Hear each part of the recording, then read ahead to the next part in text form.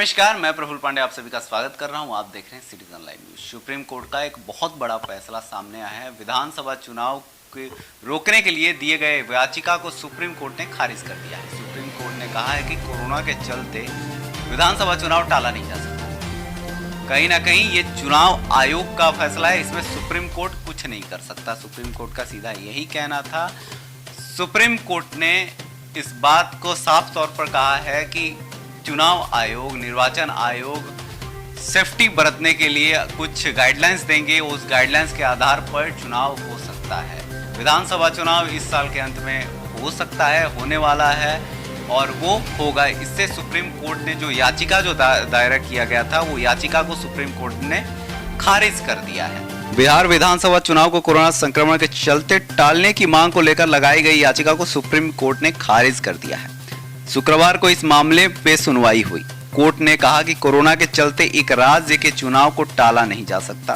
मुजफ्फरपुर के अविनाश ठाकुर ने चुनाव रोकने के लिए याचिका दायर की थी।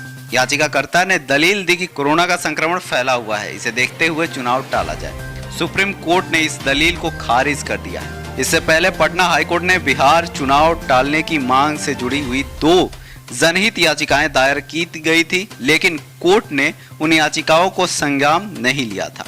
चुनाव आयोग ने संक्रमण फैलने से रोकने के लिए की जाने वाले इंतजाम का गाइडलाइन जारी किया है। बीमारी का बचाव के इंतजाम के साथ चुनाव हो सकता है। सुप्रीम कोर्ट ने कहा है कि निर्वाचन आयोग को चुनाव करने की आजादी है। कोर्ट चुनाव आयोग को निर्देश नहीं दे सकता। चुनाव रोकने के लिए लगाई गई याचिका का इरादा गलत। इस फैसले से ये तो बिल्कुल साफ हो गया कि इस साल के अंत में चुनाव होगा, उसको कोई नहीं रोक सकता। यहाँ तक कि सुप्रीम कोर्ट ने साफ तौर पर कहा है कि चुनाव आयोग को कोई निर्देश सुप्रीम कोर्ट नहीं दे सकता। ये जो याचिका दिया गया था सुप्रीम कोर्ट ने खारिज कर दिया है और इस साल के अंत में चुनाव होगा। तो इसी के साथ मैं प्रफुल्ल पांडे इजाजत लेता हूँ। नमस्कार, धन्यवाद। और अगर आप हमारे फेसबुक पेज पर नए हैं तो पेज को लाइक करना ना भूलें और यूट्यूब पे अगर आप नए हैं तो चैनल को सब्सक्राइब करना ना भूलें। अगर हमारा ये वीडियो अच्छा लगा तो इसको ज़्यादा से ज़्यादा शेयर करके और लोगों तक ज़रूर पहुँचाएँ। इसी के साथ इजाज़त लेता हूँ। नमस्कार, धन्यवाद और सिटीजन लाइव न्यूज़ के साथ बने रहें।